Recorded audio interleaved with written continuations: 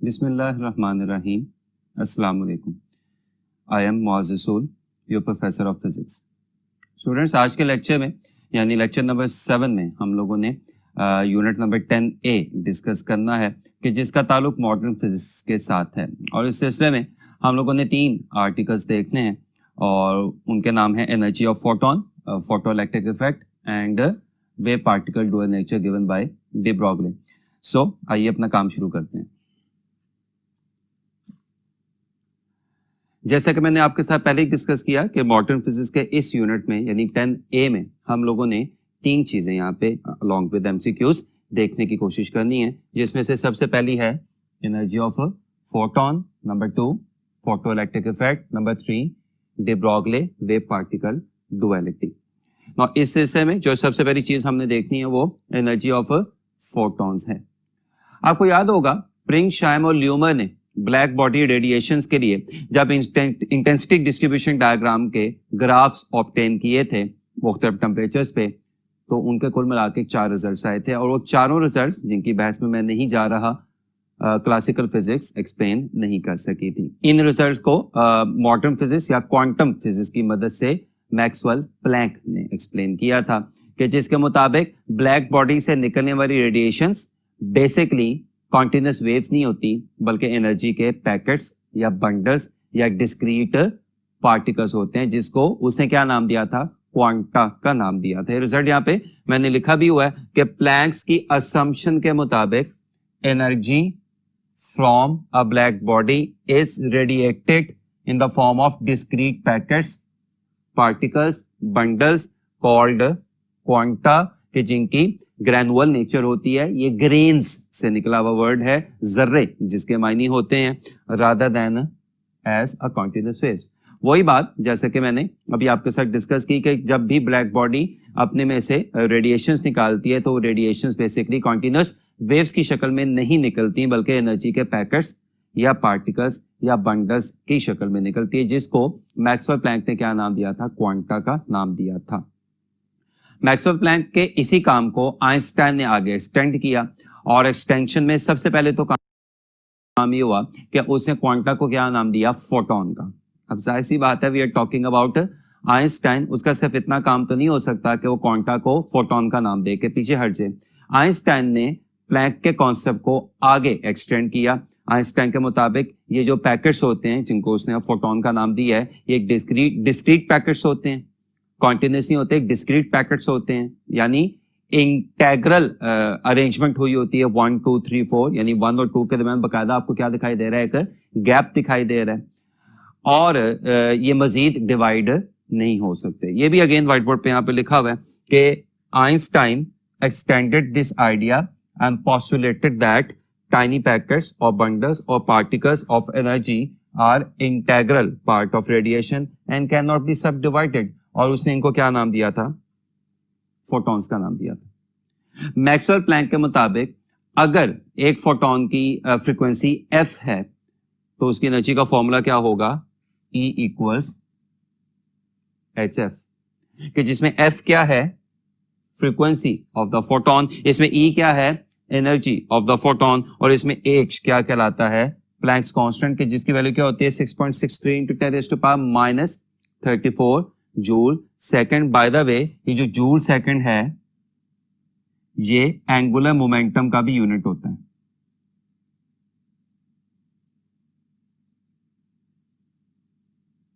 अब यहां से देखें एमसीक्यू का कितना अहम रिजल्ट बन गया कि प्लैंक्स कांस्टेंट के यूनिट्स और एंगुलर मोमेंटम के यूनिट्स बिल्कुल क्या होते हैं, सेम होते हैं। The units of Planck's constant are similar to those of angular momentum. चलिए बात को फिर थोड़ा सा तरतीब से लेके चलते हैं।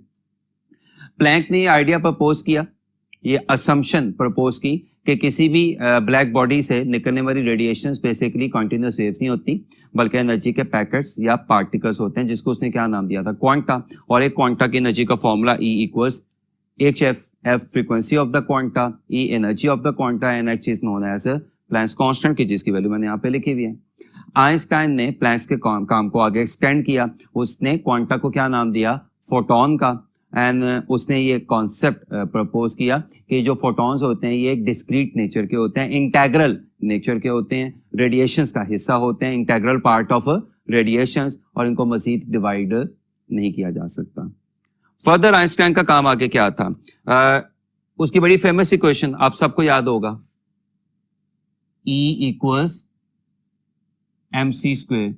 इसको यूं भी लिखा जा सकता है E इक्वल्स mcc, जिसमें ये mc क्या है? Momentum of the photon. तो यहां से फॉर्मूला क्या बन गया? E equals pc।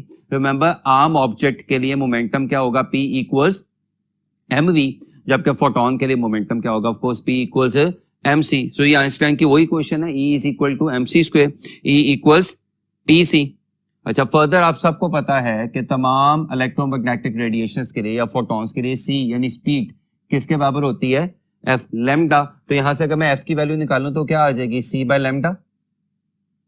और अगर मैं इस वैल्यू को f की यहां पर प्लेस कर दूं तो E इक्वल्स hf आपको किस में चेंज होता दिखाई दे रहा है? E equals hc by lambda. इसमें फर्दर अगर इसको आगे लेके चलें तो ये तो मैं आपको सब पहले ही डिस्कस कर चुका हूं कि P किसके बराबर होता है? एम सी के, और इसको क्या लिखा जा सकता है? एच बाय लैम्डा भी लिखा जा सकता है। ये तमाम आइंस्टाइन की E is equal to mc square से निकलने वाले रिजल्ट्स हैं। यानी आइंस्टाइन ने अपनी E is equal to mc square की इक्वेशन को प्लैंक्स की E इक्वल्स hf की इक्वेशन से कंपेयर करके ये मुख्तलिफ पॉसिबल रिजल्ट्स इंड्यूस करवाए। और ये रिजल्ट क्या शो कर रहे हैं कि एनर्जी मोमेंटम के डायरेक्टली प्रोपोर्शनल है, एनर्जी वेवलेंथ के इनवर्सली प्रोपोर्शनल है, और ये तो रिजल्ट ऑफ कोर्स क्या शो कर रहा है कि एनर्जी फ्रीक्वेंसी के डायरेक्टली प्रोपोर्शनल है। सारी बातें यहाँ पे लिखी हुई है। Energy is directly proportional to frequency, is directly proportional to momentum, and they all are inversely proportional to wavelength. अब यहाँ पे एमसीक्यू का रिजल्ट बन गए। जैसे जैसे फोटोन की वेवलेंथ क्या होती जाएगी? ज्यादा होती जाएगी, उसका मोमेंटम, उसकी फ्रीक्वेंसी और उसकी एनर्जी क्या होती जाएगी? कम होती जाएगी, एंड वाइस वर्सा। और अगर हमारे पास एक फोटोन है तो उसकी एनर्जी का फॉर्मूला क्या होगा? HF या HC बाय लैम्डा। अगर हमारे पास दो फोटॉन्स हो तो उसकी फ्रीक्वेंसी, उसकी एनर्जी का फॉर्मूला क्या होगा? 2HF या 2HC बाय लैम्डा। अगर हमारे पास तीन फोटॉन्स हो तो उसकी एनर्जी का फॉर्मूला क्या होगा? 3HF या 3HC बाय लैम्डा। और अगर हमारे पास n नंबर ऑफ फोटॉन्स हो तो n नंबर ऑफ फोटॉन्स के लिए एनर्जी का फॉर्मूला क्या होता है? E equals NHC by lambda, जिसमें n क्या है? Number of photons, h is the Planck's constant, c is the speed of photon, lambda is the wavelength of the photon, and E is the energy of the photon. So this is the expression for energy of n number of photons present in any given electromagnetic radiations.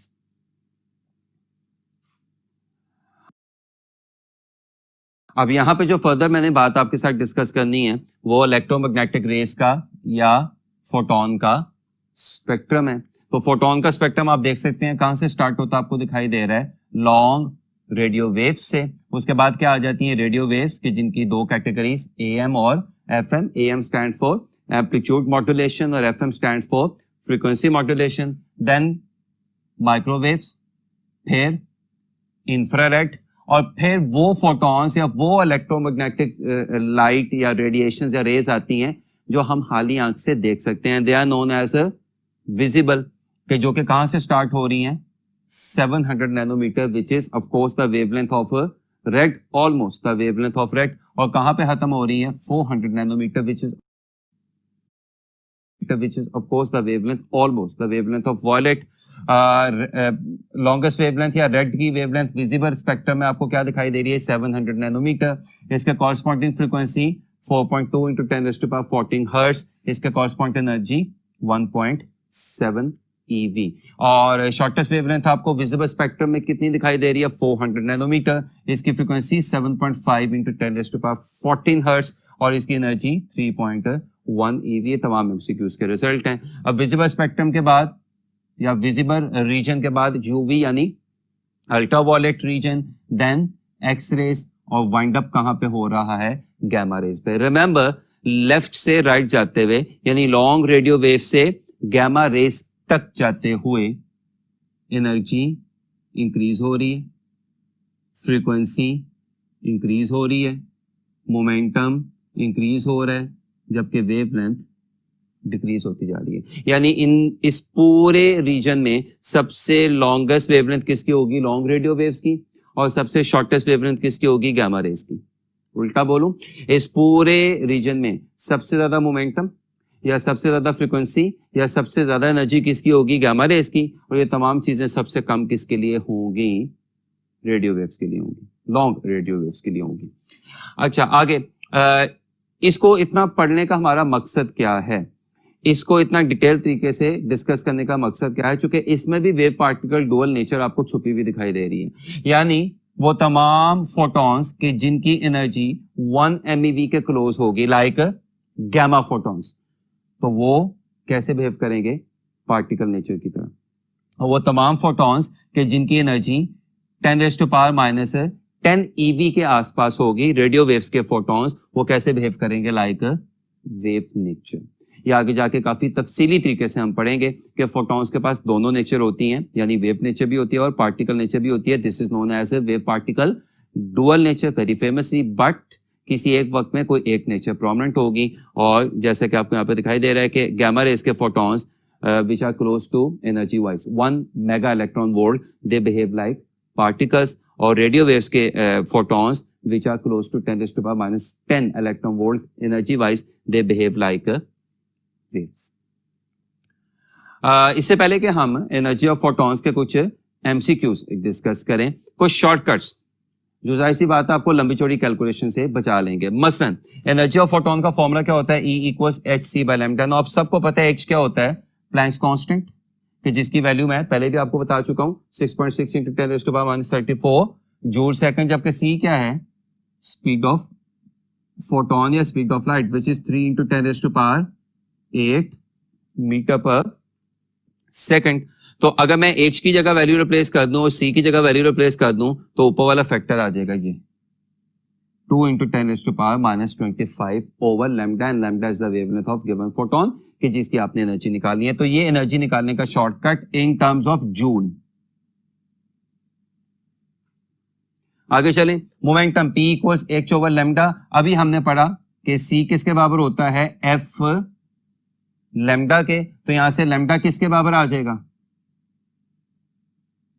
c over f के। तो P = h over lambda, और lambda की जगह क्या आ गया? c over f। So formula comes out to be hf over c। Again h is a Planck's constant, c is the speed of light. तो h और c को जब मैं सॉल्व करूंगा तो this is the momentum 2.42 × 10⁻42 f, where f is the frequency of a photon। तो ये किसी भी एमसीक्यू में फोटोन की एनर्जी जूल में निकालने का शॉर्टकट, और ये किसी भी एमसीक्यू में फोटोन का मोमेंटम न्यूटन सेकंड में निकालने का शॉर्टकट। और अगर आपने किसी भी एमसीक्यू में फोटोन की एनर्जी किस में निकालनी है?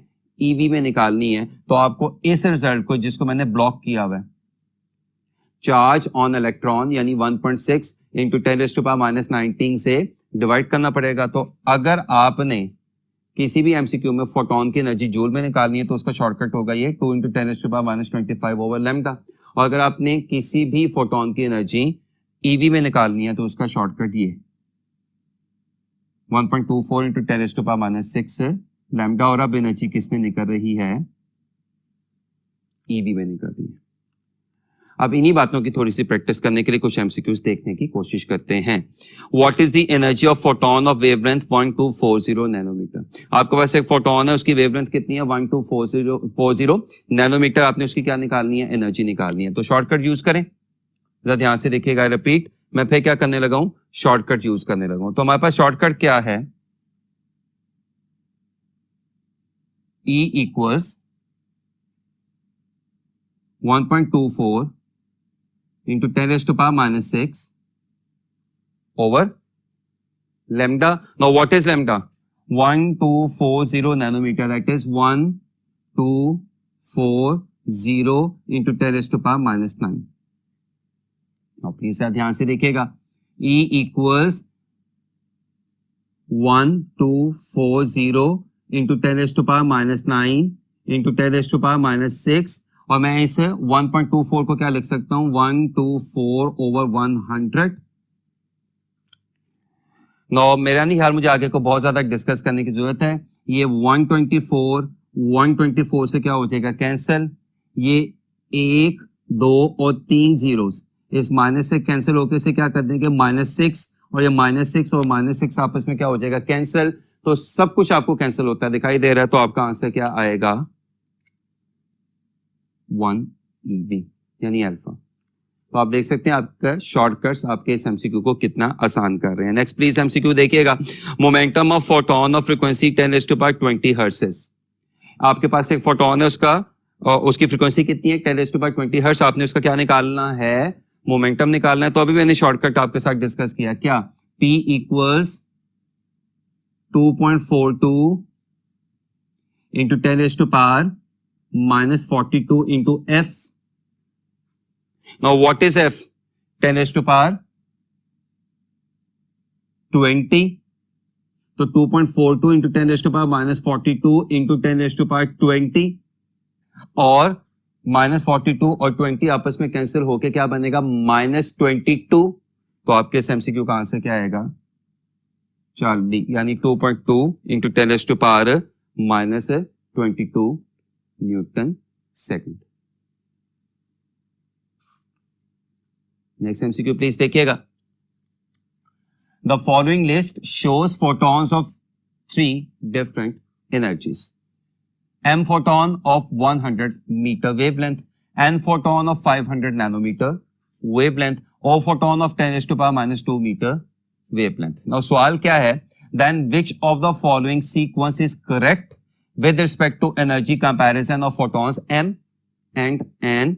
O, option A, M is greater than N and N is greater than O. Option B, M is less than N and N is less than O.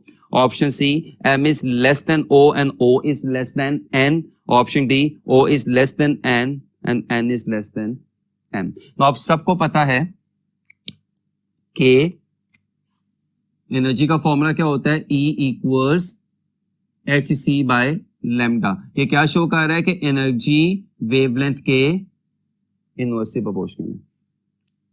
Now please ध्यान से, सबसे ज्यादा wavelength आपको किसकी दिखाई दे रही है, M की। सबसे कम वेवलेंथ आपको किसकी दिखाई दे रही है, N की। इसका मतलब M की अगर वेवलेंथ लॉन्गेस्ट है तो M की एनर्जी मिनिमम होगी, और अगर N की वेवलेंथ शॉर्टेस्ट है तो N की एनर्जी मैक्सिमम होगी। यानी अगर मैं एनर्जी वाइज कंपैरिजन करूं तो सबसे कम एनर्जी किसकी है, M की, और सबसे ज्यादा एनर्जी किसकी है, N की, और दरम्यान में ऑफ कोर्स कौन लाई करेगा, O। तो अगर मैं यहां पे इनइक्वालिटीज के साइंस ध्यान से लगाऊं तो यूं लगेंगे, यानी एनर्जी वाइज N की एनर्जी सबसे ज्यादा, उसके बाद O की, और सबसे कम एनर्जी आपको किस में दिखाई दे रही है, M में दिखाई दे रही है। तो एनर्जी वाइज कंपैरिजन आपको कौन सी ऑप्शन देगा,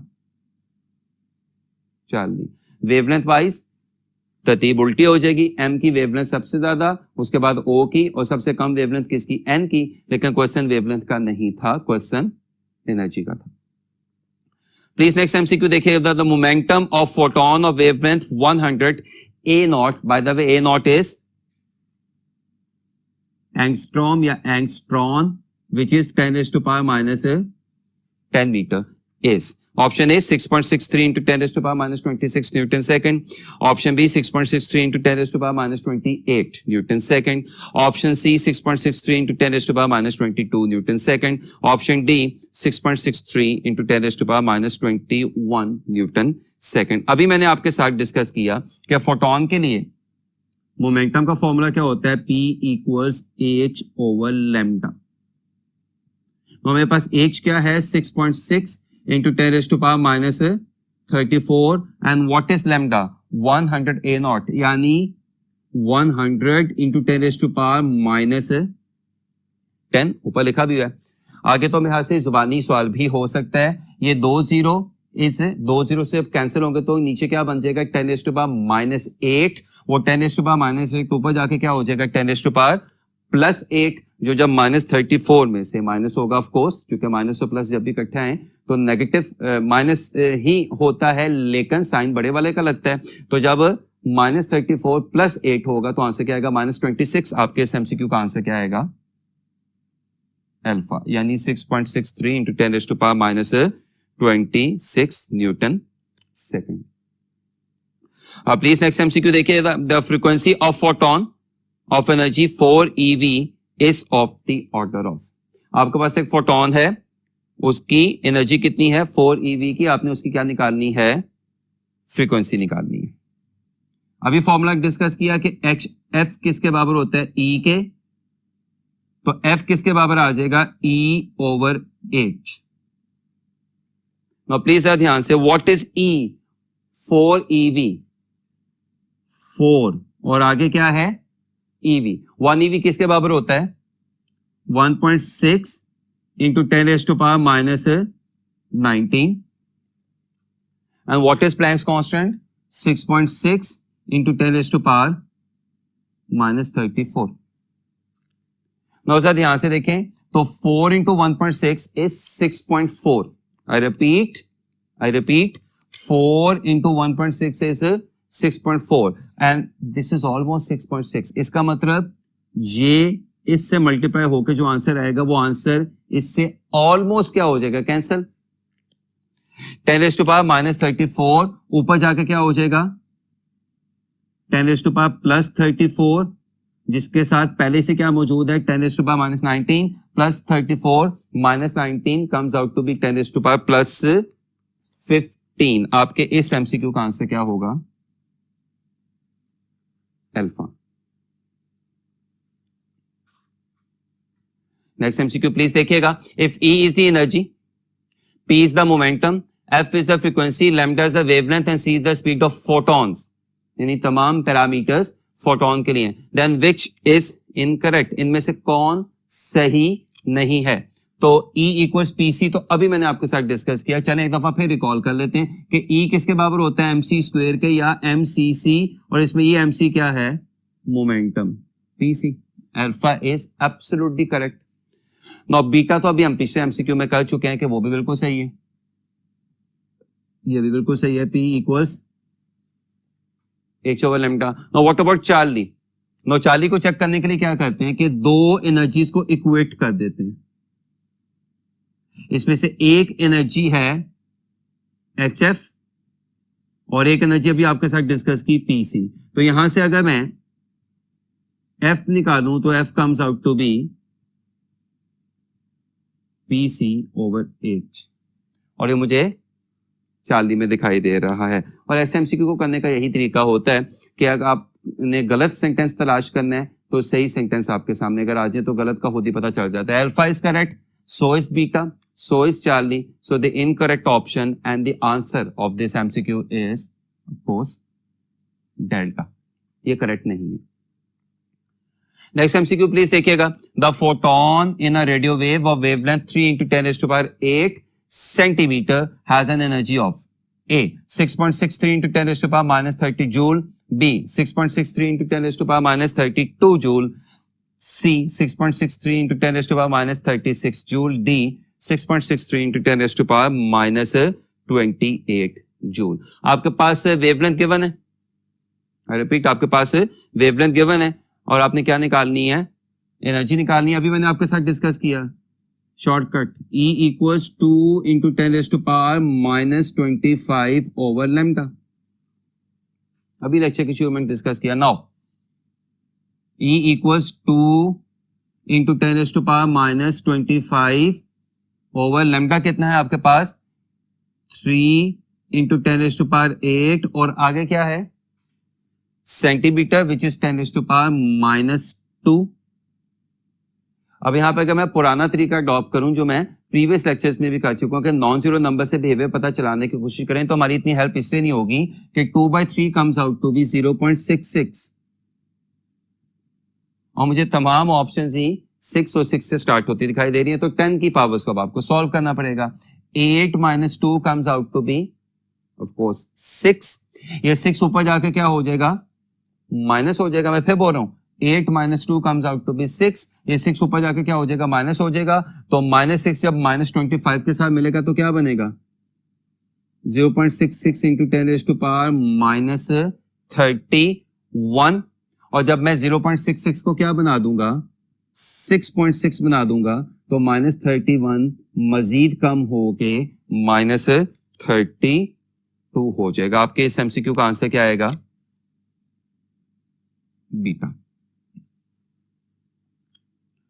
बात को थोड़ा सा आगे लेके चलते हैं। इससे पहले कि फोटो इलेक्ट्रिक इफेक्ट स्टार्ट करें, हमें ये पता होना चाहिए, और ये भी एमसीक्यूज के बड़े अहम रिजल्ट हैं जो मैंने यहाँ पे लिखे हुए हैं, कि जो फोटॉन्स होते हैं, जो इलेक्ट्रोमैग्नेटिक रेडिएशंस होती हैं, वो मैटर के साथ 3 मुख्तलिफ तरीकों से इंटरेक्शन शो कर सकती हैं, जिसमें से पहला तरीका है फोटो इलेक्ट्रिक इफेक्ट, जो हमारा अगला आर्टिकल है जो हम लोगों ने डिटेल तरीके से पढ़ना है। लेकिन फोटो इलेक्ट्रिक इफेक्ट कब होगा? जब फोटोन की energy, remember E is the energy of photon, I repeat, photo electric effect कब होगा? जब फोटोन की एनर्जी 0.51 MeV से लेस हो। कॉम्पटन्स इफेक्ट कब होगा? जब फोटोन की एनर्जी 0.51 MeV से ज्यादा हो, लेकिन 1.02 MeV से कम हो, यानी फोटोन की एनर्जी 0.51 MeV और 1.02 MeV के दरमियान में लाई कर रही हो। और पेयर प्रोटेक्शन कब होगी? जब फोटोन की एनर्जी 1.02 MeV के इक्वल हो या उससे ज्यादा हो, यानी 0.51 MeV से लेस एनर्जी वाला photon photo electric effect undergo करेगा। 0.51 MeV से ज्यादा और 1.02 MeV से कम एनर्जी वाला फोटोन कॉम्पटन्स इफेक्ट अंडरगो करेगा। और ऐसा फोटोन के जिसकी एनर्जी 1.02 MeV के इक्वल हो या उससे ज्यादा हो, वो पेयर प्रोडक्शन शो करेगा। व्हाइट बोर्ड दोबारा शुरू करते हैं।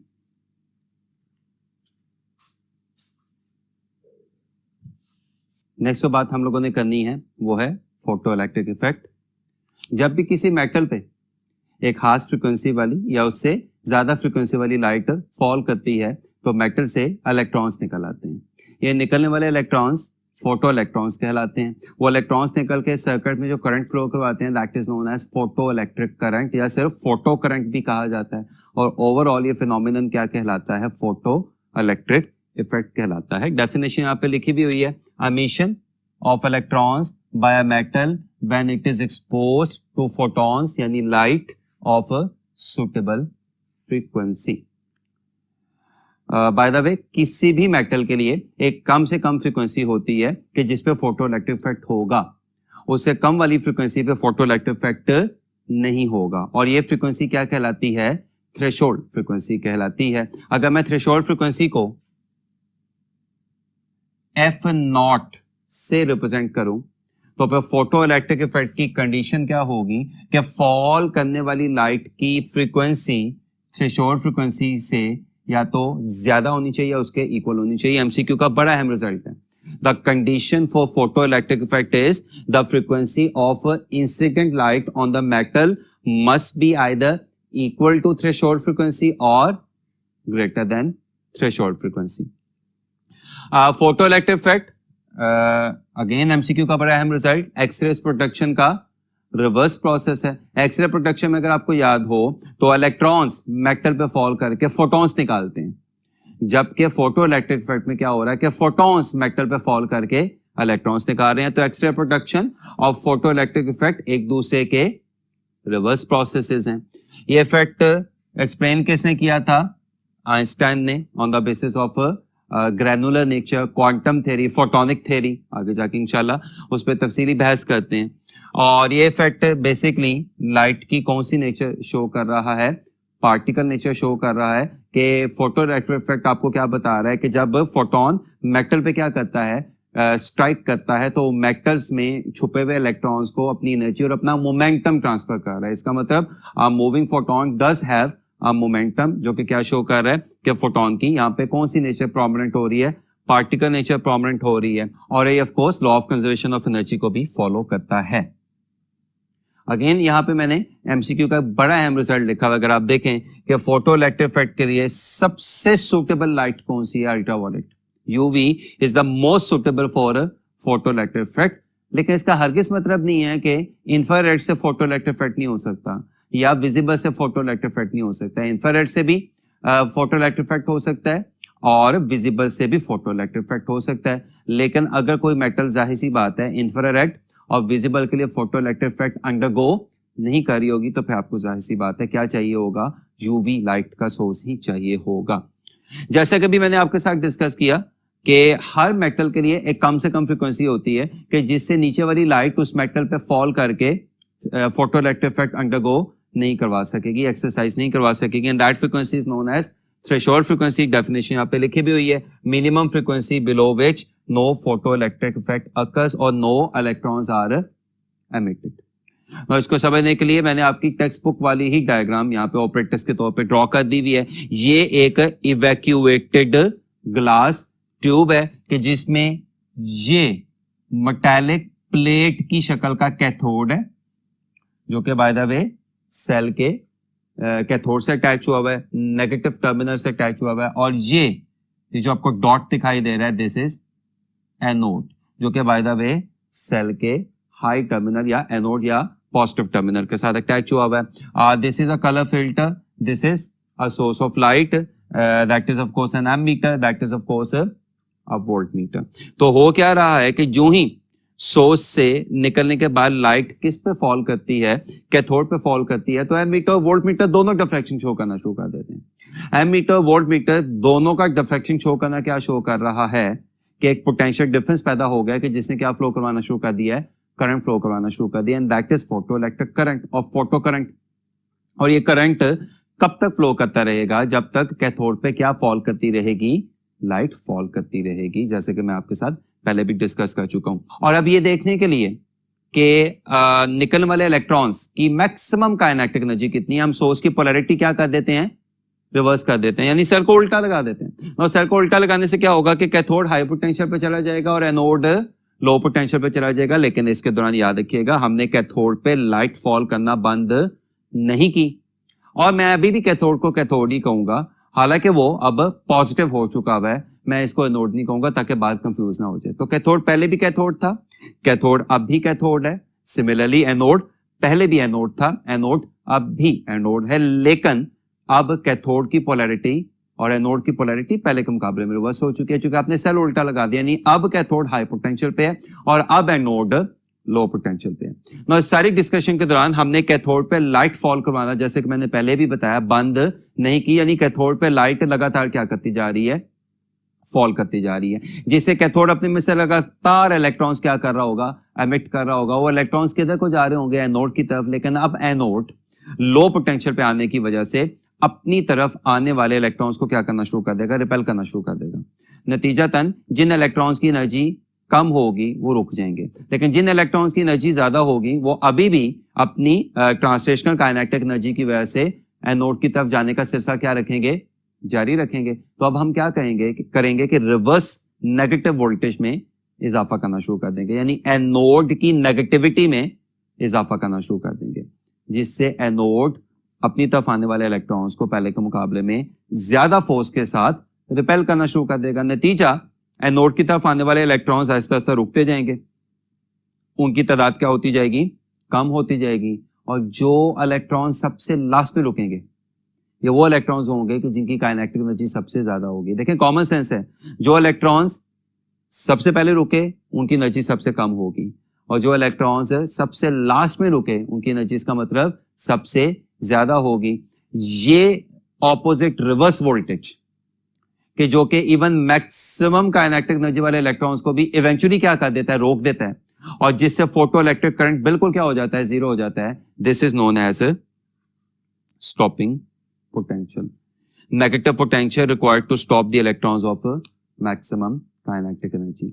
जो ही ये कंडीशन अचीव होती है, हम वोल्टमीटर की मदद से ये स्टॉपिंग पोटेंशियल मदद कर लेते हैं कि जिसकी वैल्यू या जिसको हमने क्या सिंबल असाइन किया हुआ है, बी नॉट का सिंबल असाइन किया हुआ है। और आगे law of conservation of energy, जिसके मुताबिक decrease in kinetic energy of emitted electrons must be equal to increase in their electric potential energy. और kinetic energy K max, electric potential energy e V naught, where e is the charge on electron. तो यहां से अगर मैं K max की जगह half m v max, typical formula of the kinetic energy, replace कर दूं, तो यहां से निकलने वाले इलेक्ट्रॉन्स की ना सिर्फ मैक्सिमम काइनेटिक एनर्जी आपने निकाल ली, बल्कि मैक्सिमम वेलोसिटी भी आपने निकाल ली। Where V naught is the stopping potential, E is the charge on electron, M is the mass of a single electron. मैं फिर बोल रहा हूं कि वी नॉट वो स्टॉपिंग पोटेंशियल है, वो reverse negative voltage of the anode है कि जिस पे eventually photo electric current zero हो गया, और इवन मैक्सिमम काइनेटिक एनर्जी वाले इलेक्ट्रॉन्स भी क्या कर जाते हैं, रुक जाते हैं। अब हमें कुछ यहाँ पे इफेक्ट डिस्कस करने हैं, जिसमें से सबसे पहला इफेक्ट है इफेक्ट ऑफ इंटेंसिटी। इंटेंसिटी का ताल्लुक किससे होता है? फॉल करने वाली लाइट की ब्राइटनेस के साथ। क्या दिखाई दे रहा है रिजल्ट आपको? Intensity of light is directly proportional to number of ejected electrons and IP, where IP is photoelectric current. इसका मतलब किसी मेटल पे फॉल करने वाली लाइट की इंटेंसिटी में अगर क्या होगा? इजाफा होगा, तो मेटल से निकलने वाले फोटो इलेक्ट्रॉन्स की तादाद में भी क्या होगा? इजाफा होगा, और फोटो इलेक्ट्रिक करंट में भी क्या हो जाएगा? इजाफा हो जाएगा। लेकिन इंटेंसिटी का निकलने वाले इलेक्ट्रॉन्स की मैक्सिमम काइनेटिक एनर्जी और उनको रोकने के लिए रिक्वायर्ड स्टॉपिंग पोटेंशियल से कोई ताल्लुक नहीं है। Intensity is independent of kinetic energy max and V naught, बल्कि मुझे उल्टा बोलना चाहिए कि kinetic energy max and V naught are independent of intensity of light. जैसा कि ग्राफ में भी दिखाई दे रहा है कि अगर मैं फॉल करने वाली लाइट की इंटेंसिटी और फ्लो करने वाले फोटो इलेक्ट्रिक करंट के दरमियान क्या ड्रॉ करूं, ग्राफ ड्रॉ करूं, तो आपको inclined straight line with a positive uniform slope दिखाई दे रहा है। लेकिन अगर मैं फॉल करने वाली लाइट की इंटेंसिटी और निकलने वाले इलेक्ट्रॉन्स की मैक्सिमम काइनेटिक एनर्जी या स्टॉपिंग पोटेंशियल के दरमियान ग्राफ ड्रॉ करूं, तो आपको ग्राफ क्या दिखाई दे रहा है? हॉरिजॉन्टल स्ट्रेट लाइन, जो क्या शो कर रहा है कि इंटेंसिटी बढ़ने के साथ फोटो इलेक्ट्रिक करंट बढ़ता है, लेकिन इंटेंसिटी बढ़ने के साथ के मैक्स या वी नॉट पे कोई फर्क नहीं पड़ता। यही बिहेवियर आपको यहां पे भी दिखाई दे रहा है। अगर आप थोड़ा सा गौर से देखें, क्या आपके पास एक मेटल थी, उस पे दो रेस लाइट की बीम्स क्या कर रही हैं? फॉल कर रही हैं। दोनों की फ्रीक्वेंसीज क्या है? सेम है, लेकिन दोनों की इंटेंसिटी सेम नहीं है। पहली वाली रे की इंटेंसिटी कम है, दूसरी वाली रे की इंटेंसिटी ज्यादा है। तो आप देख सकते हैं चूंकि दोनों एक ही मेटल पे फॉल कर रही हैं, दोनों लाइट की फ्रीक्वेंसीज क्या हैं?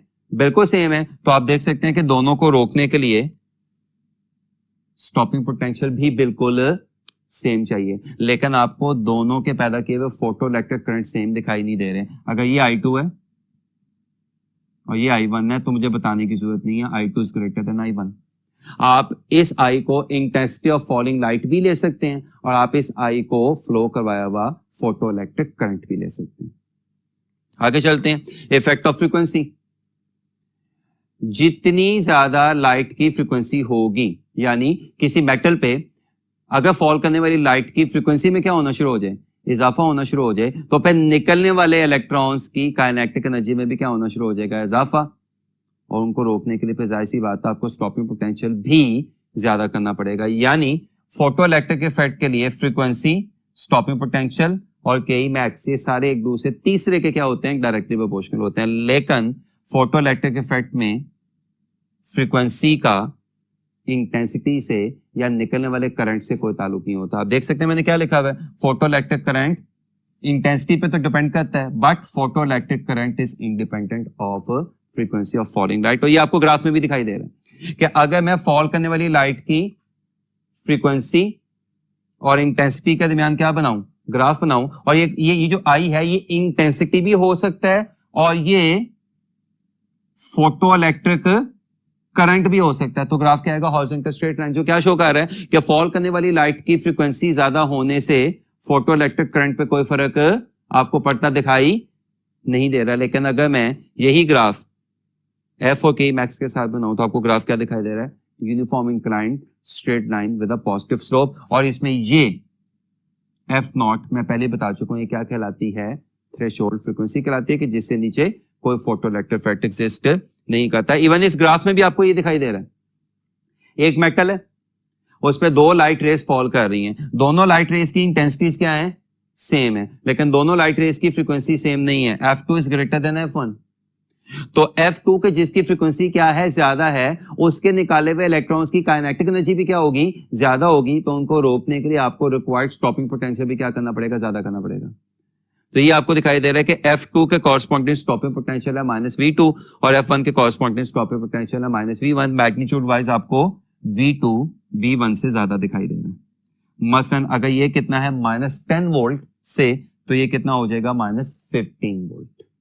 सो ये दो रिजल्ट्स आपको क्या बता रहे हैं कि फॉल करने वाली लाइट की इंटेंसिटी का ताल्लुक किसके साथ होता है? निकलने वाले इलेक्ट्रॉन्स की तादाद के साथ, या फ्लो करने वाले करंट के साथ, के मैक्स या स्टॉपिंग पोटेंशियल के साथ नहीं।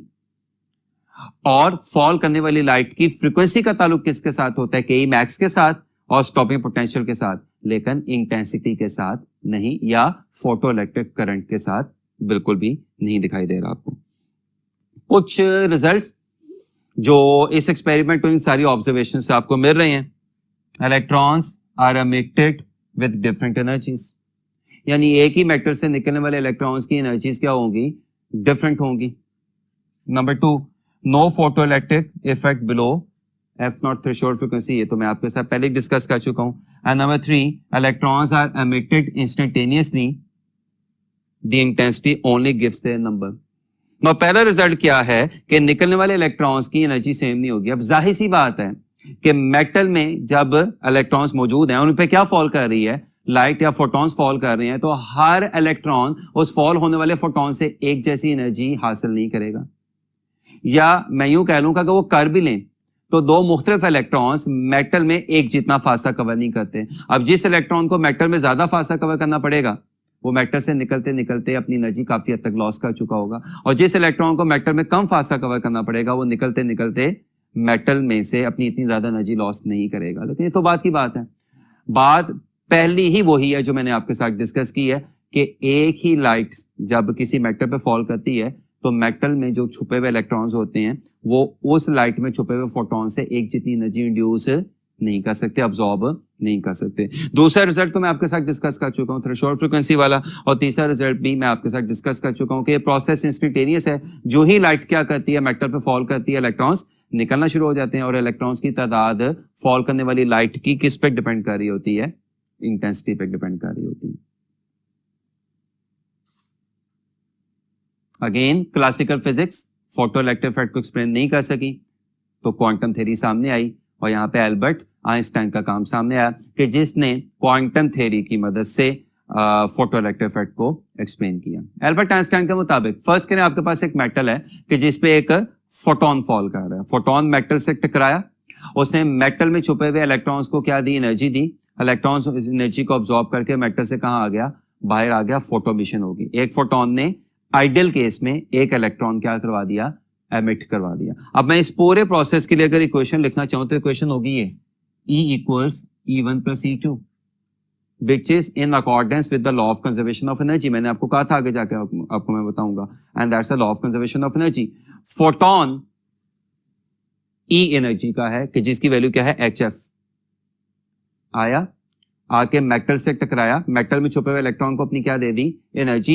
इलेक्ट्रॉन अब वो एनर्जी हासिल करके उस एनर्जी को दो तरीकों में यूटिलाइज करेगा, इस्तेमाल करेगा। कुछ एनर्जी यानी E1 उस इलेक्ट्रॉन को मेटल से निकालने में यूज होगी, एंड दैट इज फाई।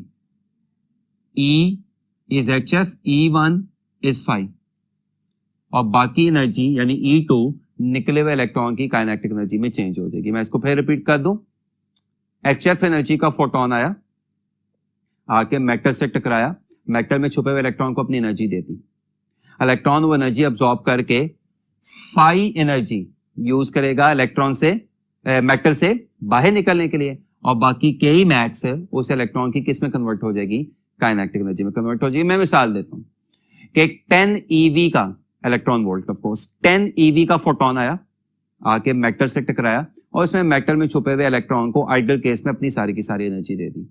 अब इलेक्ट्रॉन उस 10 EV में से 6 EV यूज करता है, एग्जाम्पल ही मैं दे रहा हूं, इलेक्ट्रॉन उस 10 EV में से 6 EV यूज करता है मेटल से बाहर आने के लिए, तो दैट 6 EV इज बेसिकली 5, और बाकी 4 EV उस निकले हुए इलेक्ट्रॉन की किस में चेंज हो जाएगी, काइनेटिक एनर्जी में। तो HF कितना था, 10 EV, 5 कितना था, 6 EV, Ke max कितना था, 4 EV, law of conservation of energy.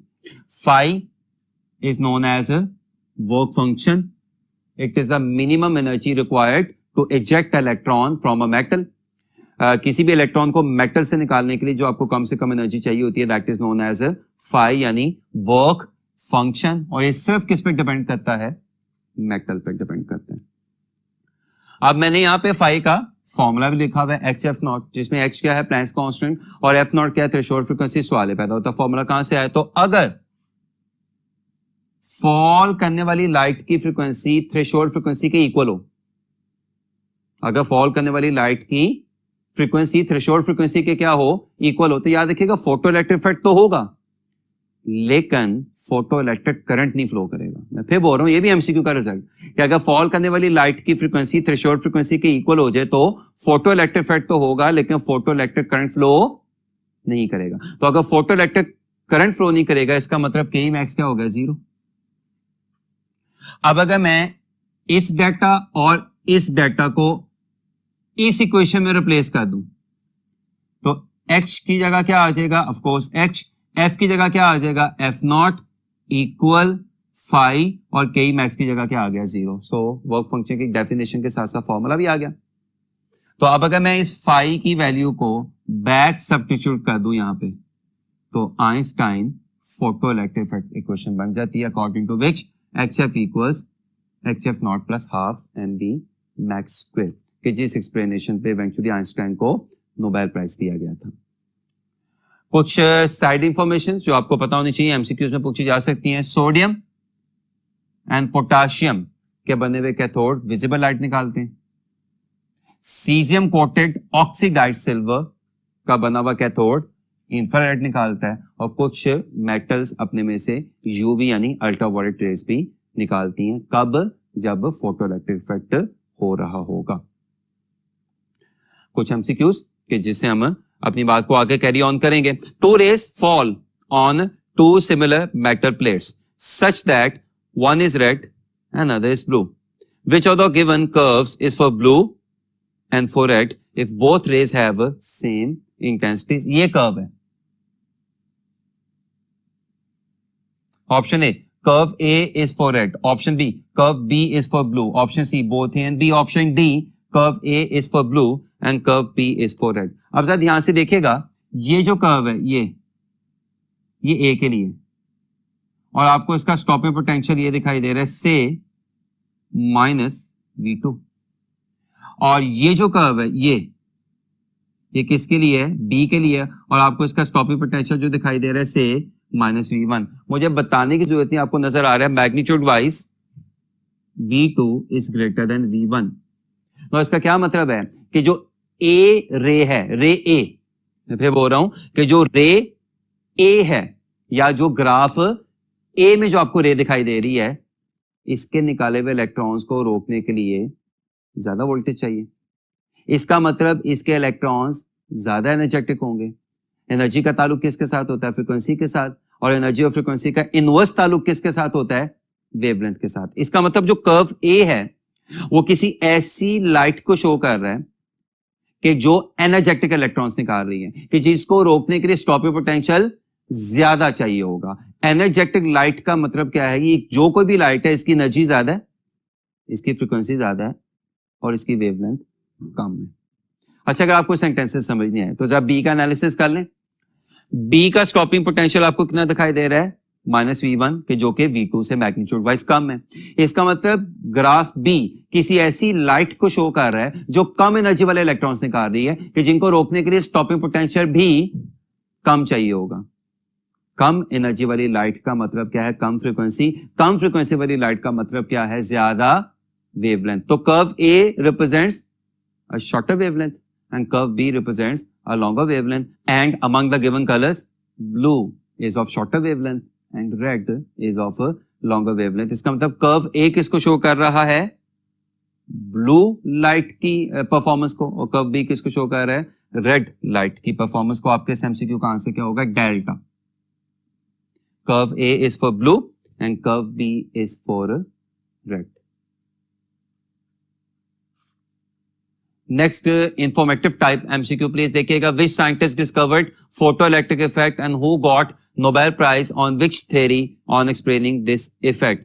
Einstein, Einstein quantum, Hertz, Einstein quantum, Einstein, Hertz, quantum, none of these. तो फोटोइलेक्ट्रिक इफेक्ट प्रपोज किया था या डिस्कवर किया था हर्ट्ज ने।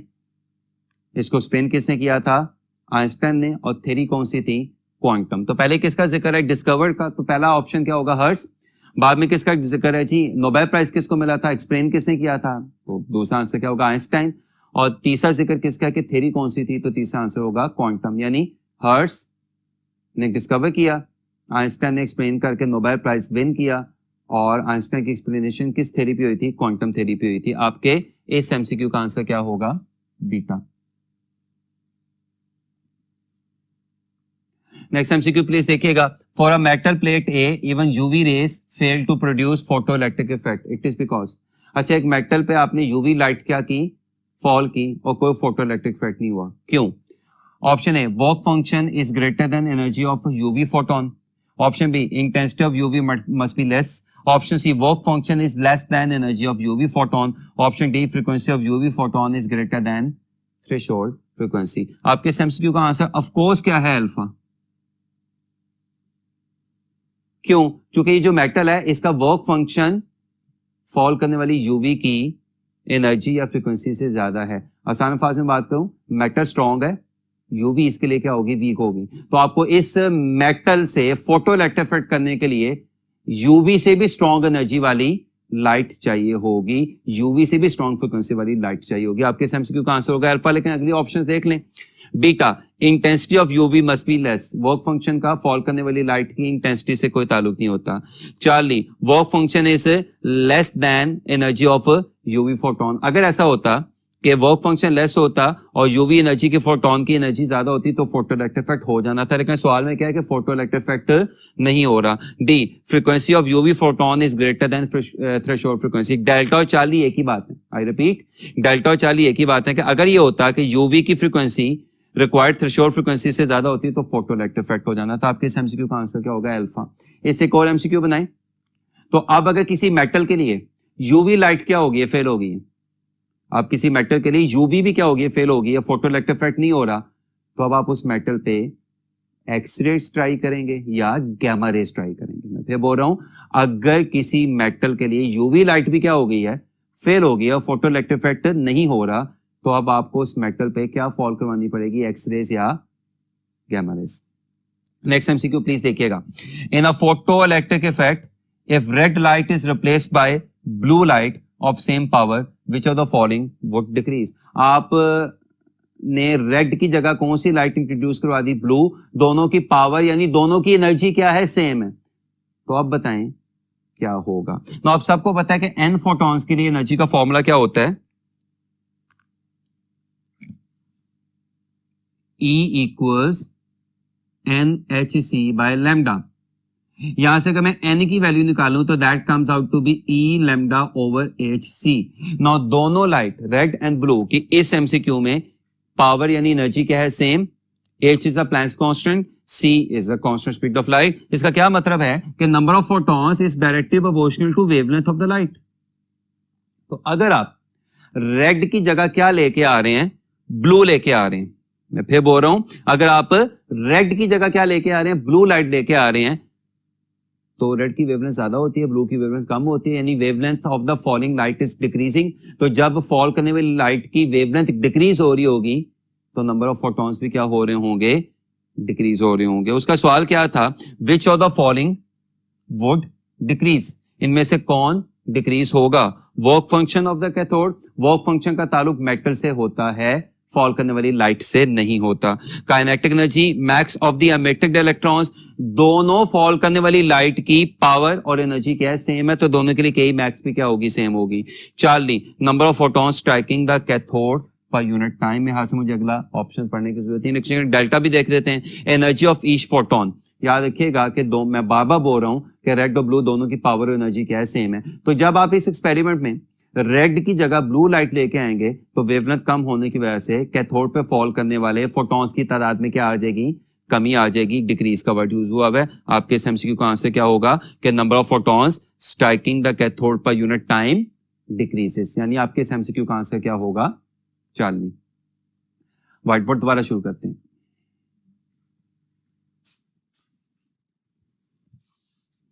नेक्स्ट क्वेश्चन प्लीज देखिएगा, the threshold wavelength for a metal whose work function is 2 eV is. आपके पास एक मेटल है, उसका वर्क फंक्शन कितना है, 2 eV है। आपने उस मेटल के लिए रिक्वायर्ड थ्रेशोल्ड फ्रीक्वेंसी नहीं, थ्रेशोल्ड वेवलेंथ निकालनी है। वर्क फंक्शन का फॉर्मूला होता है फाई इक्वल्स HF नॉट, जबकि F नॉट क्या है, थ्रेशोल्ड फ्रीक्वेंसी।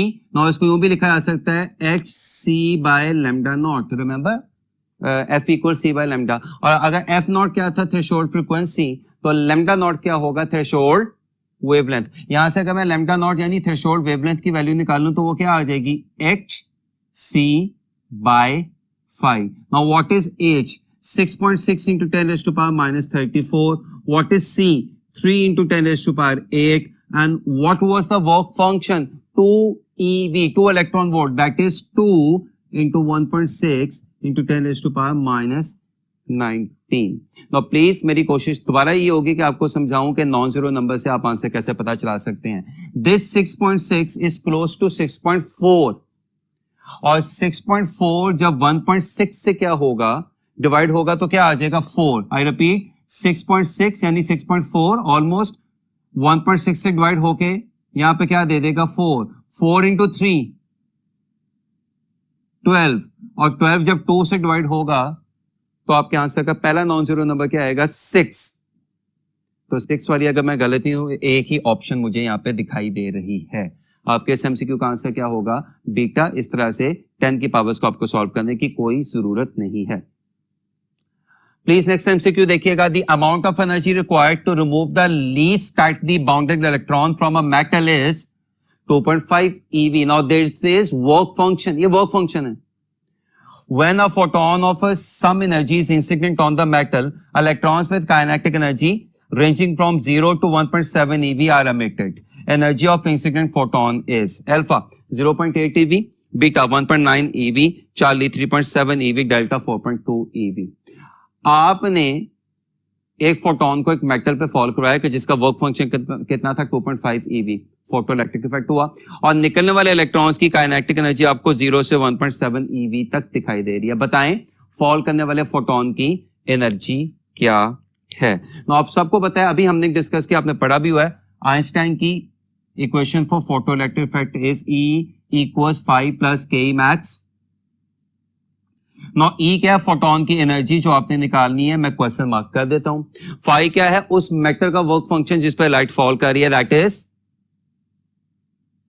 2.5। और अब जरा ध्यान से K मैक्स, ये है निकलने वाले इलेक्ट्रॉन्स की काइनेटिक एनर्जी की रेंज, कि जिसमें मिनिमम वैल्यू कितनी दिखाई दे रही है आपको 0, मैक्सिमम कितनी दिखाई दे रही है 1.7। तो K मैक्स की जगह क्या आ जाएगा 1.7। अब इस सिंपल एडिशन का क्वेश्चन बन गया, 2.5 plus 1.7 comes out to be 4.2 eV। आपके इस एमसीक्यू का आंसर होगा डेल्टा। नेक्स्ट एमसीक्यू प्लीज देखिएगा। The work function of a metal is 3.3 eV। Of course this is 5। The threshold frequency for the metal is, अभी हमने formula पढ़ा, work function किसके बराबर होता है H F नॉट। तो F नॉट यानी थ्रेशोल्ड फ्रीक्वेंसी क्या आ जाएगी 5/H यानी वर्क फंक्शन ओवर H। और what is work function 3.3 eV यानी 3.3 into 1.6 into 10 raised to power minus 19। and what is H? Of course a Planck's constant, that is 6.6 into 10 raised to power minus 34। Again non zero numbers answer बता देंगे कैसे। अगर मैं ये decimal और ये decimal remove कर दूं तो ये क्या बन जाएगा 33/66। नाउ 33/66 इज 1/2 और इस 1.6 को क्या लिखा जा सकता है 16/10। 10 बाद में देखेंगे 10 की पावर्स के साथ टैकल होगा। तो प्लीज ध्यान से देखिएगा 33/66 इज 1/2 एंड दिस 16/2 इज 8। तो आपका आंसर कहां से स्टार्ट होगा 8 से। आपके आंसर का पहला या अकलौता नॉन जीरो नंबर क्या होगा 8। और ऐसे मुझे सिर्फ एक ही ऑप्शन दिखाई दे रही है, कौन सी वाली, अल्फा। आज का लास्ट आर्टिकल जो हम लोगों ने डिस्कस करना है वो है wave nature of particle. French scientist था विक्टर लुई डिब्रॉय, विक्टर लुई डिब्रॉय या विक्टर लुइस डिब्रोगले, कि जिसने ये प्रपोज किया था कि अगर मेरे पास एक पार्टिकल है कि जिसकी मास क्या है m और वो किससे मूव कर रहा है v, वेलोसिटी से मूव कर रहा है, तो आप उस पार्टिकल की वेवलेंथ निकाल सकते हैं which is lambda equals h/mv। h is the Planck's constant, बहुत दफा डिस्कस हो चुका है। m is the mass of the particle moving with the velocity of v and lambda is it's wavelength और इसको h/m P भी लिखा जा सकता है। रिमेंबर, जब आप ये फॉर्मूला पार्टिकल के लिए लिखेंगे तो P की जगह क्या आएगा, mv। जब आप ये फॉर्मूला फोटोन के लिए लिखेंगे तो P की जगह क्या आ जाएगा, mc आ जाएगा। नो ये वेव पार्टिकल डुअल नेचर का स्टार्ट है, या ये वेव पार्टिकल डुअलिटी को शो करता है कि यूनिवर्स में हर वेव पार्टिकल की तरह भी बिहेव करती है और हर पार्टिकल वेव की तरह भी बिहेव करता है, लेकिन किसी एक वक्त में कोई एक नेचर क्या होगी, प्रोमिनेंट होगी। बाज दफा मैस डिसाइड करती है कि कौन सी नेचर प्रोमिनेंट होगी, बाज दफा फिनोमेना डिसाइड करता है। मसलन अगर मैस ज्यादा होती जाएगी तो वेवलेंथ कम होती जाएगी, पार्टिकल नेचर प्रोमिनेंट होती जाएगी। अगर मैस कम होती जाएगी तो वेवलेंथ ज्यादा होती जाएगी, वेव नेचर प्रोमिनेंट होती जाएगी। तो मैस ज्यादा होने का मतलब पार्टिकल नेचर प्रोमिनेंट होना, और मैस कम होने का मतलब वेव नेचर प्रोमिनेंट होना। डुअल नेचर है लेकिन किसी एक वक्त में एक सुपीरियर है। और इसी तरह बाज़ दफा फिनोमिनन डिसाइड करता है कि कौन सा फिनोमिना होगा। मतलब वही लाइट होती है, वही फोटोन होता है जो इंटरफेरेंस में, डिफ्रैक्शन में, रिफ्लेक्शन में, रिफ्रैक्शन में कैसे बिहेव कर रहा होता है, लाइक अ वेव। और वही फोटोन होता है जो फोटो इलेक्ट्रिक इफेक्ट में, ब्लैक बॉडी रेडिएशंस में, कॉम्पटन्स इफेक्ट में कैसे बिहेव कर रहा होता है, लाइक अ पार्टिकल। तो डी ब्रॉगले ने अपना ये हाइपोथेसिस पेश किया था कि यूनिवर्स में हर चीज की दो दो नेचर्स होती हैं। हर वेव की पार्टिकल नेचर होती है, हर पार्टिकल की वेव नेचर होती है। This is known as wave particle duality और वेव पार्टिकल डुअल नेचर, जिसके मुताबिक यूनिवर्स में तमाम चीजों की दो दो नेचर्स तो होती हैं, लेकिन किसी एक वक्त में कोई एक नेचर प्रोमिनेंट होती है। स्टूडेंट्स याद रखिएगा, कोई थ्योरी, कोई कैलकुलेशंस उस वक्त तक एक्सेप्टेबल नहीं होती जब तक उसके पीछे कोई उसका कोई प्रैक्टिकल एविडेंस मौजूद ना हो। डी ब्रॉगले के काम को प्रैक्टिकली डेविसन एंड जर्मर ने अपने famous experiment, which is by the way also known as Davisson and Germer experiment, में साबित किया था कि वाकई ही वेव पार्टिकल की डुअल नेचर डिस्कस करती है।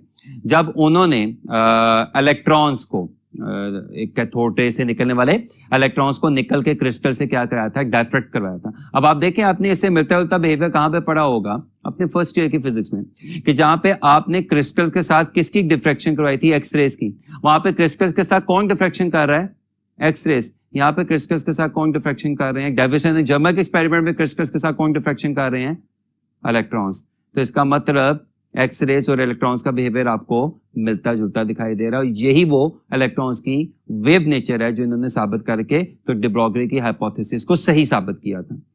नाउ इसके लिए ये फॉर्मूला आपने पढ़ा होगा, लैम्डा इक्वल्स h/2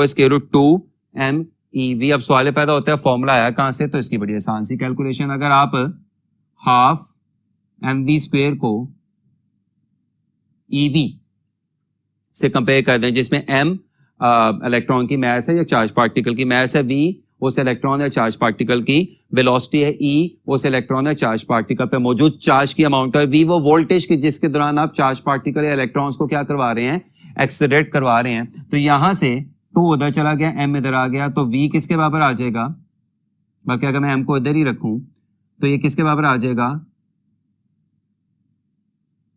दिस। और अगर मैं दोनों तरफ m से मल्टीप्लाई कर दूं तो ये क्या बन जाएगा, m² v² इक्वल्स 2mev। और अगर मैं दोनों तरफ का स्क्वायर रूट ले लूं तो क्या बन जाएगा, m² v² क्या बन जाएगा, mv, और ये क्या बन जाएगा, स्क्वायर रूट 2mev। अगर मैं इस फॉर्मूला को यहां पर प्लेस कर दूं तो de Broglie wavelength comes out to be lambda equals h/mv, और mv की जगह क्या आ जाएगा, square root 2mev। Davisson and Germer के एक्सपेरिमेंट में जो मशीन उन्होंने, जो इलेक्ट्रॉन गन उन्होंने यूज की थी, उसमें जो वोल्टेज यूज हुआ था दैट वाज 54 वोल्ट। अब आप सबको पता है h is a Planck's constant, m is a mass of the electron 9 × 10⁻⁻1 -31 kilogram, E is the charge on the electron 1.6 × 10⁻⁻19 coulomb. तो जब हम ये सारी वैल्यूज रिप्लेस करेंगे तो इलेक्ट्रॉन्स का वेवलेंथ का आंसर उनको पार्टिकल अस्यूम करते हुए क्या आ रहा है, 1.66 × 10⁻10 मीटर। लेकिन जब एक्सपेरिमेंट परफॉर्म किया गया और इलेक्ट्रॉन्स की निकल के क्रिस्टल्स के साथ डिफ्रैक्शन करवाई गई तो मेजॉरिटी इलेक्ट्रॉन 65 डिग्री के ग्लांसिंग एंगल पे डिटेक्टर पे ऑब्टेन हुए। अब यहां पे आप निकल से किसकी डिफ्रैक्शन करवा रहे हैं, इलेक्ट्रॉन्स की। तो अब आप इक्वेशन भी कौन सी यूज करेंगे, वेव एंड इस केस में ब्रैग्स इक्वेशन या ब्रैग्स लॉ से ज्यादा बेहतर कोई इक्वेशन यहाँ पे हो नहीं सकती, जिसके मुताबिक 2d sin theta equals n lambda. यहाँ से लैम्डा किसके बराबर आ जाएगा 2d sin theta over n। इसमें n क्या है, order of diffraction which was 1। इसमें थीटा क्या है, glancing angle which was 65 degree. इसमें स्मॉल d क्या है, इंटरएटॉमिक स्पेसिंग, क्रिस्टल्स और निकल के क्रिस्टल्स के एटम्स के दरमियान का फासला विच इज 0.91 इंटू 10⁻⁻10 मीटर।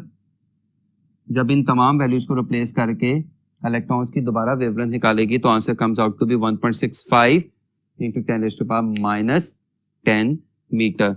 एक दफा वेवलेंथ निकाली आपने इलेक्ट्रॉन्स को पार्टिकल अस्यूम करते हुए, एक दफा वेवलेंथ आपने निकाली इलेक्ट्रॉन्स को वेव अस्यूम करते हुए। दोनों वेवलेंथ्स के आंसर सेम होना क्या शो कर रहा है कि इलेक्ट्रॉन्स के पास डुअल नेचर होती है। और यही वो एक्सपेरिमेंट था डेविसन एंड जर्मर का, कि जिसमें डी ब्रॉगले का हाइपोथेसिस यानी इलेक्ट्रॉन्स की डुअलिटी या overall wave particle dual nature बाकायदा प्रूफ हुई।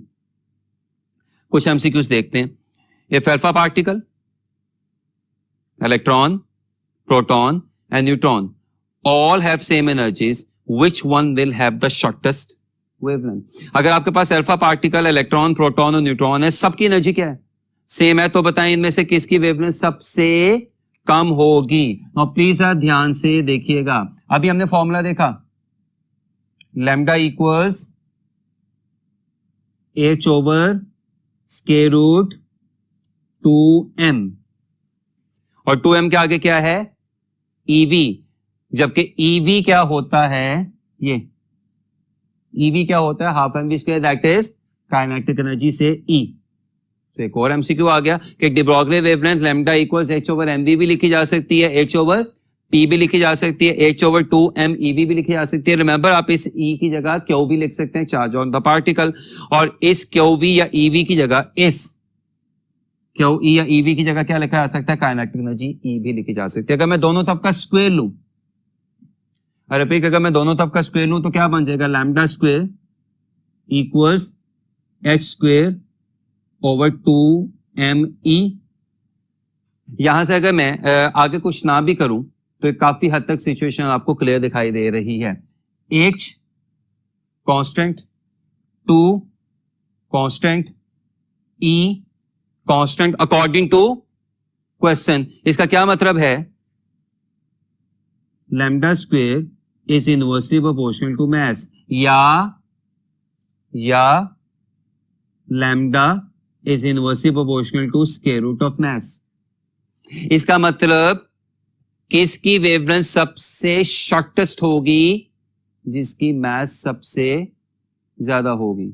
आई रिपीट, जिसकी मास सबसे ज्यादा होगी उसकी वेवलेंथ सबसे कम होगी। Among all the given particles alpha is the massive one. इन तमाम पार्टिकल्स में अल्फा पार्टिकल, इलेक्ट्रॉन, प्रोटॉन और न्यूट्रॉन, सबसे ज्यादा मास किसकी, अल्फा पार्टिकल की। तो अगर अल्फा की मास सबसे ज्यादा है तो अल्फा की वेवलेंथ सबसे कम होगी, और शॉर्टेस्ट वेवलेंथ का ही हमसे पूछा गया था। आपके एमसीक्यू का आंसर क्या होगा,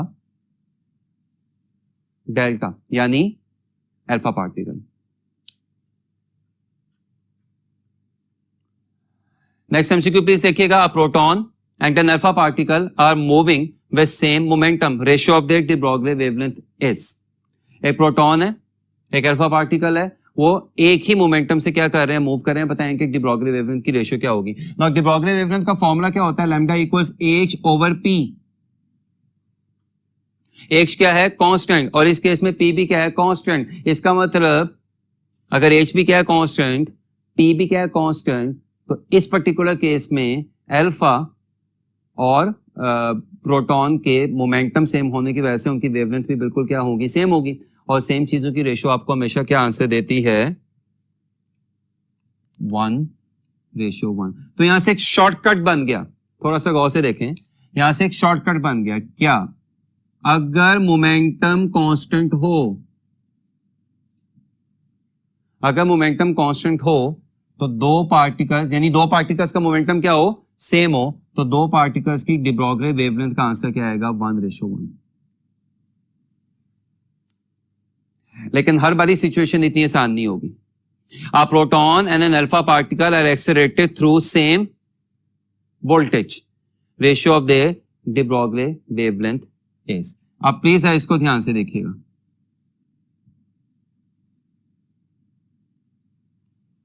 हमने अभी फॉर्मूला पढ़ा lambda equals h over square root 2m q v। अब मुझे कॉन्स्टेंट्स पे थोड़ा सा देखना पड़ेगा। h is a constant, 2 is a constant, और इस केस में वोल्टेज भी क्या है, कांस्टेंट है। तो इसका क्या मतलब हुआ, wavelength is inversely proportional to square root m q. Now जब हम प्रोटॉन की बात करते हैं तो इसका मतलब होता है 1p1, और जब हम अल्फा पार्टिकल की बात करते हैं तो इसका मतलब होता है 2he4। अब ये क्या शो कर रहा है कि अल्फा पे चार्ज प्रोटॉन से ट्वाइस है, रिमेंबर एटॉमिक नंबर्स, और अल्फा का मास प्रोटॉन से 4 गुना ज्यादा है, रिमेंबर मास नंबर्स।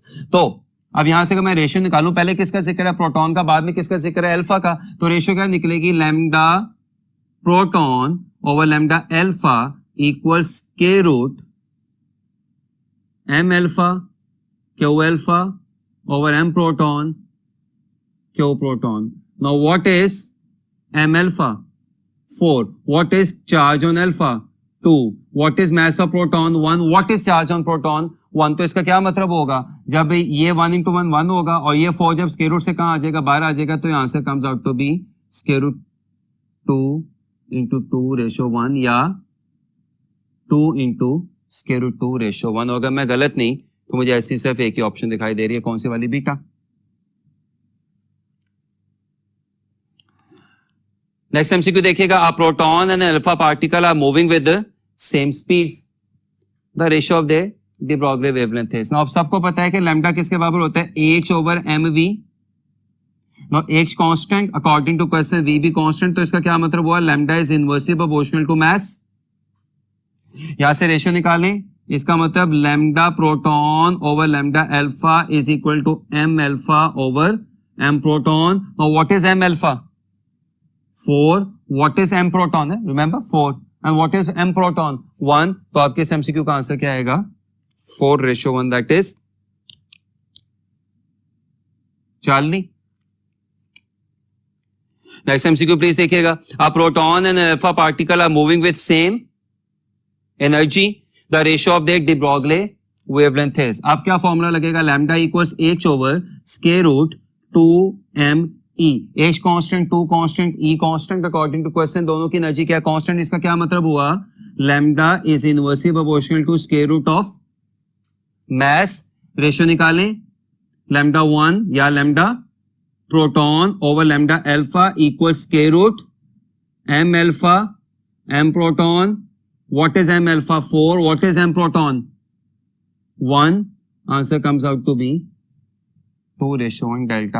आप ये चारों एमसीक्यूज में देख रहे हैं, एक एक लफ्ज चेंज होता जा रहा है, एक एक लफ्ज चेंज होता जा रहा है, और आपको आंसर क्या दिखाई दे रहे हैं, मुख्तलिफ दिखाई दे रहे हैं। मसलन जब सेम मोमेंटम था तो आंसर क्या आ गया, 1 रेशियो 1, वही प्रोटॉन वही अल्फा था। जब सेम वोल्टेज था तो आंसर क्या आ गया, 2 स्क्वायर रूट 2 रेशियो 1, वही प्रोटॉन और वही अल्फा था। जब सेम स्पीड थी तो आंसर क्या आ गया, 4 रेशियो 1, वही प्रोटॉन और वही अल्फा था।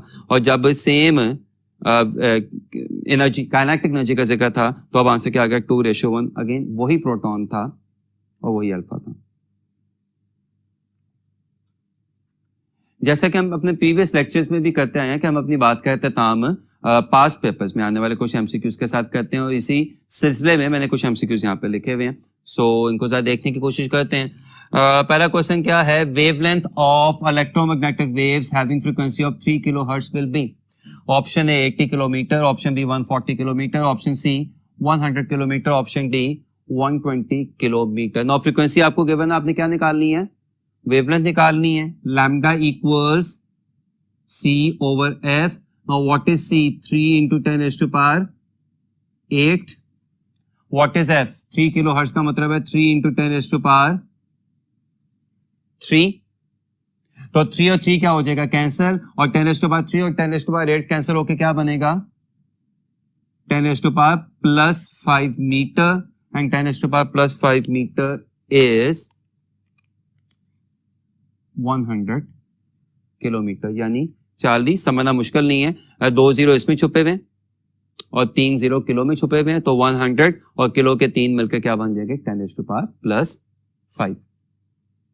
अगेन जैसे कि मैंने कहा कि पास पेपर्स के ही एमसीक्यू में डिस्कस करूं तो बाज दफा बुक की लाइंस डेफिनेशंस जो अभी आपके साथ डिस्कस भी की आपके बुक में भी लिखी हुई है एज इट इज आ जाती हैं और ये बहुत आसानी से हासिल होने वाले कीमती मार्क्स होते हैं जो बाज दफा बच्चे के आसानी से आ जाते हैं. Minimum energy required to eject an electron from the metal surfaces, work function, stopping potential, threshold frequency, electromotive force. कम से कम एनर्जी जो इलेक्ट्रॉन को चाहिए मेटल से बाहर निकलने के लिए क्या कहलाती है?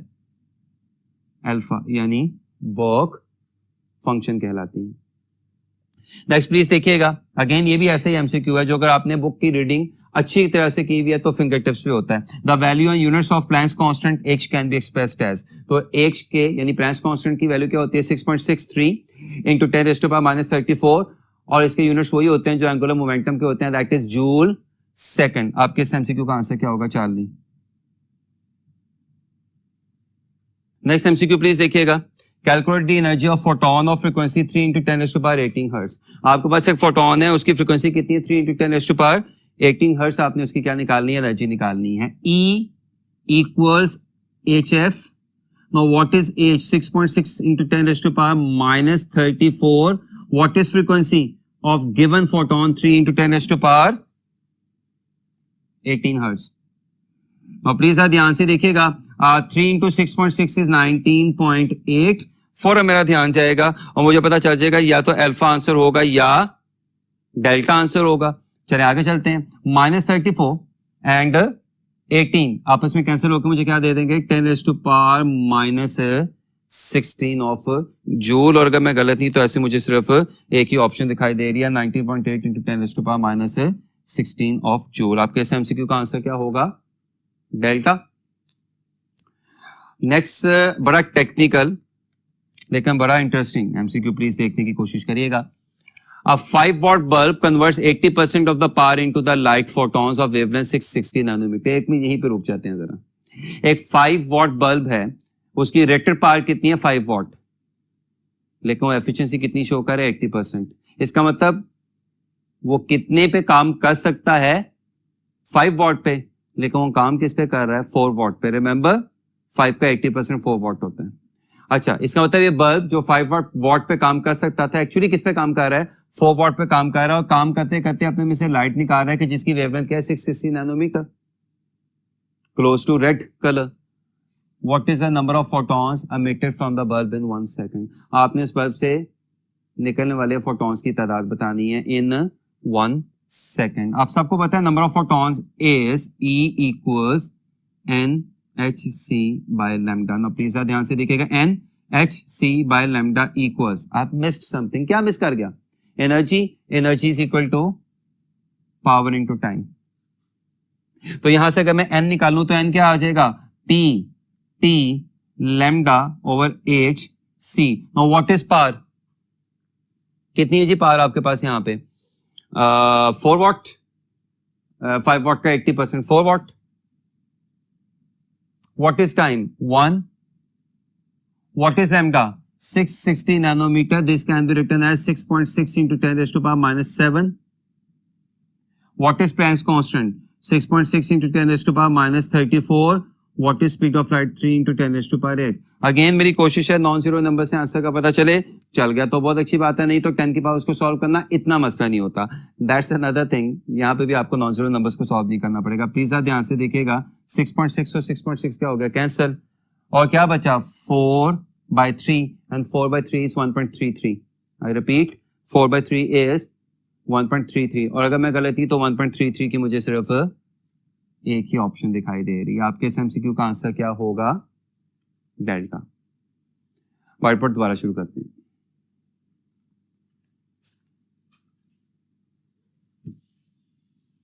इससे पहले कि हम पास पेपर्स के एमसीक्यूज को डिस्कस करने का सिलसिला जारी रखें, कुछ शॉर्टकट्स जो डी ब्रॉगली वेवलेंथ में हमारी मदद कर सकते हैं या उनके एमसीक्यूज को जल्दी सॉल्व करने में हमारी हेल्प कर सकते हैं. मसलन अगर दो पार्टिकल्स का मोमेंटम क्या है? सेम, यानी दो पार्टिकल्स के लिए मोमेंटम क्या है? कांस्टेंट, तो फिर उनकी डी ब्रॉगली वेवलेंथ की रेशियो क्या होगी? 1:1, यानी उनकी डी ब्रॉगली वेवलेंथ बिल्कुल क्या होगी? सेम होगी. और आपको पता है सेम चीजों की रेशियो हमेशा 1:1 देती है. अगर दो पार्टिकल्स की speed small v, speed velocity क्या है? सेम कांस्टेंट, तो फिर उन पार्टिकल्स के लिए de Broglie वेवलेंथ की रेशियो मास के रेशियो के इनवर्स के बराबर होती है, यानी λ1/λ2 किसके बराबर होगा, square root m2 over m1 के। और अगर दो पार्टिकल्स एक ही पोटेंशियल डिफरेंस के क्रॉस एक्सेलरेट करवाए जा रहे हो, अब यहाँ पे जाहिर सी बात है चार्ज पार्टिकल्स की बात हो रही है, तो उनकी de Broglie वेवलेंथ λ1 ओवर λ2 किसके बराबर होगी, स्क्वायर रूट दूसरे पार्टिकल्स के पैरामीटर्स, यानी दूसरे पार्टिकल का पे चार्ज और दूसरे पार्टिकल की मास डिवाइडेड बाय पहले पार्टिकल्स के पैरामीटर्स, यानी पहले पार्टिकल पे चार्ज और पहले पार्टिकल्स की मास, यानी λ1 over λ2 equal square root Q2 m2 over Q1 m1। और अगर दो पार्टिकल्स की काइनेटिक एनर्जी या एनर्जी क्या हो, सेम हो, तो फिर उनकी वेवलेंथ de Broglie वेवलेंथ की रेशियो मास की रेशियो के इनवर्स के स्क्वायर रूट के बराबर होती है। इन शॉर्टकट्स के बाद नेक्स्ट एमसीक्यू प्लीज देखिएगा। The de Broglie wavelength of an electron traveling with the speed of 1 into 10 raised to power 7 meter per second is। अब सबको पता है de Broglie wavelength का formula h over mv। now h अब सबको पता है 66 into 10 raised to power minus 35, 6.6 into 10 raised to power minus 34 या 66 into 10 raised to power minus 35। what is mass? 9 into 10 raised to power minus 31 charge on electron। Remember दोनों data आपको given है, ना h given है ना m given है। आपको क्या करना है, ये ज़बानी याद रखते हैं, बजाते खुद MCQ है। The only given data was velocity and that is 10 raised to power 7। Now please ध्यान से देखिएगा, अगर मैं इसको क्या अस्यूम कर लूं 63, 66 को क्या अस्यूम कर लूं 63, तो 63 by 9 comes out to be 7। और मैं जब फौरन देखूंगा तो मेरी यहाँ पे कोई हेल्प नहीं हो रही, चूंकि तमाम ऑप्शन 7 की हैं। सो मुझे 10 की पावर्स को सॉल्व करना पड़ेगा, और 10 की पावर्स कैसे सॉल्व होंगी, -31 एंड 7 इज -24, -24 ऊपर जाकर क्या हो जाएगा +24, जो -35 से कैंसिल होकर क्या आ जाएगा 7 into 10 raised to power -11 metre, यानी आपके इस एमसीक्यू का आंसर क्या आएगा 40। और स्टूडेंट्स आज के लिए लास्ट एमसीक्यू देखिएगा, लास्ट क्वेश्चन देखिएगा। Light photons each of energy 3.5 into 10 raised to power minus 19 joule falls on cathode of photocell. The current through the cell is reduced to 0 by taking the cathode to a potential of 0.25 volt relative to anode. By the way, this is stopping potential V0. Work function of the cathode is Einstein की photoelectric effect equation, जिसके मुताबिक E energy of photon is equal to work function plus Ke max। Work function आपने निकालना है, तो इस पे मैंने क्या लगा दिया क्वेश्चन मार्क, और के मैक्स की जगह क्या लिखा जा सकता है EV0, और ये फोटोन की एनर्जी, तो यहां से EV0 तो जाके माइनस हो जाएगा। Now what is energy of falling photon, 3.5 into 10 raised to power -19 minus E, charge on electron 1.6 into 10 raised to power -19, and what was the stopping potential, ये 0.25 और 25 by 100। now प्लीज ध्यान से देखें, 10 raised to power -19 इन दोनों में से common ले लेता हूं, ओके इसमें से क्या आएगा 3.5, 25 over 100 is 1/4, 25 over 100 is 1/4, और 1.6 जब 4 से डिवाइड होगा तो क्या बनेगा 0.4, and 3.5 minus 0.4 is 3.1 into 10 raised to power -19 joule. और अगर मैं गलत नहीं तो ये कौन सी ऑप्शन है, डेल्टा। तो आप देखें थोड़ी सी टेक्निक, और इतनी क्लोज ऑप्शंस भी आप बड़ी आसानी से पता चला सकते हैं अगर आपको काम करने का थोड़ा सा तरीका आता हो। और यहाँ पे मैंने एक ही चीज की, अगर आप देखें मैंने 0.25 को 25 over 100 लिख दिया, जिससे वो क्या बन गया 1/4, और बाकी कैलकुलेशन इंतहाई आसान होगी। होपफुली आज का सारा काम आपको बहुत अच्छे तरीके से समझ आ गया होगा। अपना बहुत ज्यादा ख्याल रखिएगा। अल्लाह हाफिज।